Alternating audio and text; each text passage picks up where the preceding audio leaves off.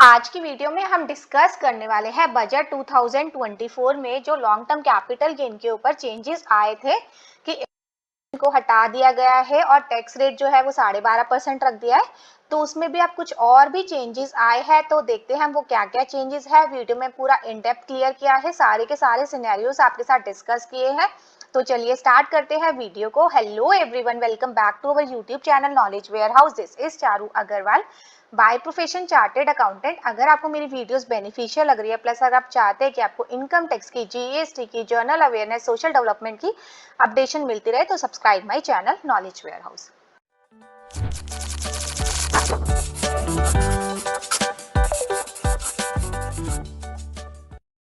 तो सबसे पहले हम डिस्कस करते हैं, अगर आपने कोई लैंड एंड बिल्डिंग ट्रांसफर की है तो उस पे आपको long term capital gain arise होता था।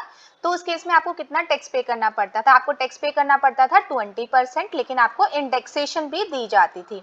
लेकिन बजट में चेंज आया, 23 जुलाई को हमारा बजट आया था, तो उसमें कहा गया कि अगर किया गया था लॉन्ग टर्म कैपिटल गेन में सेक्शन 112 में कि अगर आपको long term capital gain arise हो रहा है 23 जुलाई या फिर 23 जुलाई के बाद, तो उस केस में आपको जो टैक्स रेट है वो 12.5% देना पड़ेगा, लेकिन आपको इंडेक्सेशन नहीं दी जाएगी।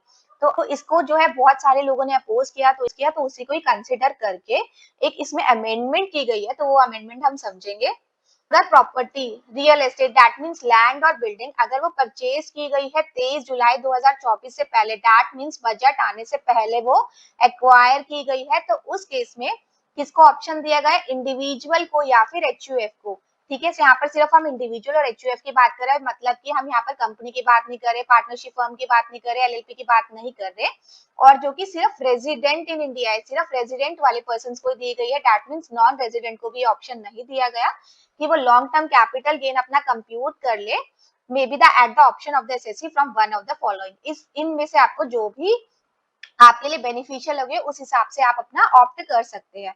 तो इसमें क्या है, 20% टैक्स रेट लगा ले, या तो आप इंडेक्सेशन लगा के 20% टैक्स रेट लगा ले, या फिर आप 12.5% टैक्स रेट पे कर दीजिए विदाउट इंडेक्सेशन। मींस वो एसएससीज जो कि इंडिविजुअल और एचयूएफ है, और जिन्होंने जो रियल एस्टेट जो प्रॉपर्टी है वो 23 जुलाई से पहले ली थी, तो उस केस में वो क्या करे कि इन दोनों मेथड से ही अपना टैक्स अमाउंट जो है वो कैलकुलेट कर ले, और जिसमें उनको बेनिफिट लगता है वो ऑप्ट कर सकते हैं।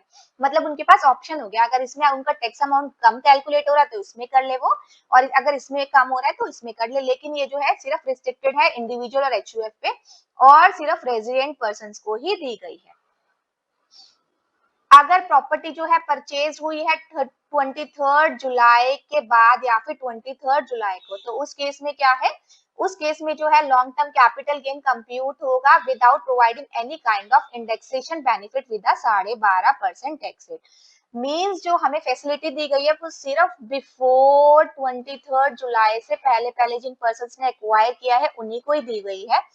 तो अगर इन केस नॉन रेजिडेंट है, मतलब जैसे कि नॉन रेजिडेंट है वो, और अदर देन इंडिविजुअल और एचयूएफ है, दैट मींस वो कंपनी हो गई, एलएलपी हो गई, या फिर पार्टनरशिप फर्म हो गई, तो उस केस में अगर प्रॉपर्टी परचेज की हो बिफोर, ऑन और आफ्टर, मतलब तीनों केसेस सेम ही एप्लीकेबल है उन पर्सन पे, लेकिन वो सोल्ड की हो आफ्टर 23 जुलाई 2024 के बाद, तो इन केस नॉन रेजिडेंट भी और as well as in case of any resident, लेकिन वो इंडिविजुअल और एचयूएफ नहीं होने चाहिए, तो LTCG shall be applicable at the rate of 12.5% without indexation. तो वो पर्संस जो कि इंडिविजुअल और एचयूएफ से अलग है, दैट मींस कंपनी, एलएलपी या फिर पार्टनरशिप फर्म है, और जो कि इंडिविजुअली एचयूएफ तो है लेकिन वो रेजिडेंट नहीं है इंडिया के, तो उस केस में चाहे उन्होंने प्रॉपर्टी ऑन की हो, बिफोर की हो या फिर आफ्टर की हो 23 जुलाई के बाद, सब सारे केसेस उनके लिए सेम है कि उनको जो लॉन्ग टर्म कैपिटल गेन है उस पे जो टैक्स है वो आपको long term capital gain will be taxable at the rate 12.5% tax पे करना पड़ेगा, और उनको इंडेक्सेशन का बेनिफिट भी नहीं मिलेगा। तो देखो अब हम इसका क्रक्स डिस्कस करते हैं। इसका क्रक्स क्या है कि अगर कोई इंडिविजुअल है या फिर एचयूएफ है, ठीक है, और वो रेजिडेंट है, तो उस केस में उसके पास ऑप्शन है कि वो दोनों में से जिसमें उसको टैक्स अमाउंट कम आ रहा है वो ऑप्ट कर ले, या तो वो इंडेक्सेशन ले ले और उसके बाद वो टैक्स रेट जो है 20% पे कर दे, और दूसरा केस है वो इंडेक्सेशन ना ले और वो जो टैक्स रेट है वो 12.5% पे कर दे। तो जिसमें भी उसका लोअर टैक्स बनता है उस अकॉर्डिंगली वो अपना जो है टैक्स अमाउंट जो है पे कर सकता है। लेकिन इन केस अगर वो इंडिविजुअल और एचयूएफ नहीं है या फिर इंडिविजुअल और एचयूएफ है लेकिन वो क्या है नॉन रेजिडेंट है, तो उस केस में क्या है उसके पास जो ऑप्शन है सिर्फ यही है, मतलब उसके पास ऑप्शन ही नहीं है, उसको इसी में ही टैक्स पे करना पड़ेगा।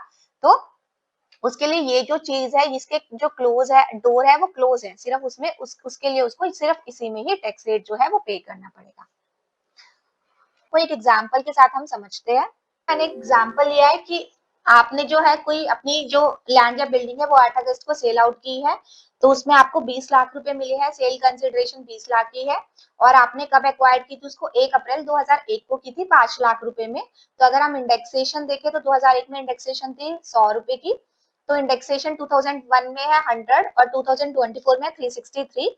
तो यहाँ पर मैंने आफ्टर बजट जो बजट के बाद जो आई चेंजेस आया है दैट मीन्स कि आपको टैक्स रेट जो है 12.5% लगेगा लेकिन इंडेक्सेशन नहीं दी जाएगी। तो उसके इसमें हमारा जो टैक्स अमाउंट है कितना कैलकुलेट होता है, तो देखो सेल कंसिडरेशन है 20 लाख की और एक्विजिशन कॉस्ट है वो 5 लाख की है, तो 15 लाख रुपए आपको जो है लॉन्ग टर्म कैपिटल गेन निकल कर आता है। तो उस पर टैक्स रेट अगर आप निकालते हैं 12.5% तो आपको 1,87,500 निकलता है।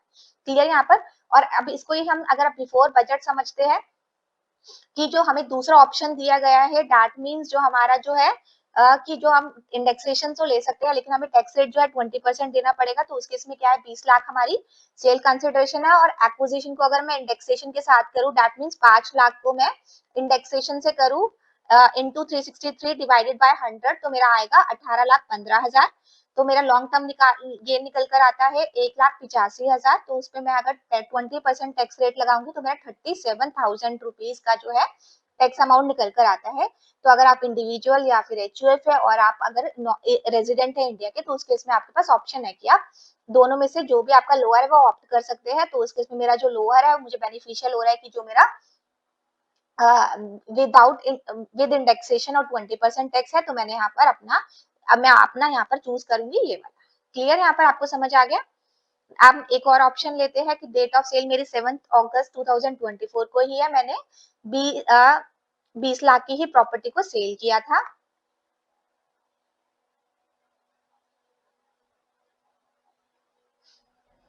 और 1 अप्रैल 2010 को मैंने एक्वायर्ड किया, तो इसका परचेज प्राइस है 5 लाख रुपए और इंडेक्सेशन 2010 में थी 167, 2024 में थी 363। तो यहाँ पर सेल कंसिडरेशन देखो 20 लाख है, कॉस्ट ऑफ एक्विजिशन 5 लाख है, तो लॉन्ग टर्म कैपिटल गेन कितना निकलता है 15 लाख रुपए। तो उस पर अगर हम टैक्स रेट लगाते हैं 12.5% तो निकलता है 1,87,500। ठीक है। और अगर हम इंडेक्सेशन वाला लगाते हैं दैट मीन्स हम इंडेक्सेशन तो अवेल कर रहे हैं लेकिन टैक्स रेट हमारा 20% है, तो उस केस में देखो सेल कंसिडरेशन वही सेम 20 लाख रुपए है और अगर हम एक्विजिशन पे इंडेक्सेशन लगाए that means 5 lakh into 363 divided by 167 तो हमारा अमाउंट आएगा 10,86,000 समथिंग। तो उस पर हमें जो कैपिटल गेन अराइज होगा वो 9,13,000 का होगा, तो उस पर 20% लगेगा तो मेरा निकलता है 1,82,634। तो उस केस में विद इंडेक्सेशन भी बेनिफिट हो रहा है। तो इट्स अप टू यू, जहां पर भी जिसमें भी आपको बेनिफिट हो रहा है वो आप इजीली जो है ऑप्ट कर सकते हैं। लेकिन ये जो फैसिलिटी है सिर्फ उन्हीं पर्सन के लिए है जो कि इंडिविजुअल है या फिर एचयूएफ है और जो कि रेजिडेंट इन इंडिया है, प्लस जिन्होंने लैंड एंड बिल्डिंग है वो अक्वायर की है बिफोर 23 जुलाई 2024। तो वो वाले पर्सन जिन्होंने 23 जुलाई के बाद एक्वायर की है तो उसके लिए कोई ऑप्शन नहीं है। उन सभी पर्सन को without indexation plus 12.5% tax rate के हिसाब से जो है टैक्स रेट पे करना, टैक्स अमाउंट पे करना पड़ेगा। तो होपफुली यहाँ पर आपको सारे के सारे कंफ्यूजन दूर हो गए होंगे कि हमें जो है प्रॉपर्टी अगर हम सेल करते हैं तो हमें कितना टैक्स पे करना पड़ेगा। तो आज की वीडियो में इतना ही, मिलते हैं नेक्स्ट वीडियो में। अगर इस टॉपिक पे आपकी कुछ डाउट है तो मुझे कमेंट बॉक्स में भी डाल सकते हैं, मेल भी कर सकते हैं, मैं डेफिनेटली आपकी क्वेरी रिजॉल्व करूंगी। Thank you.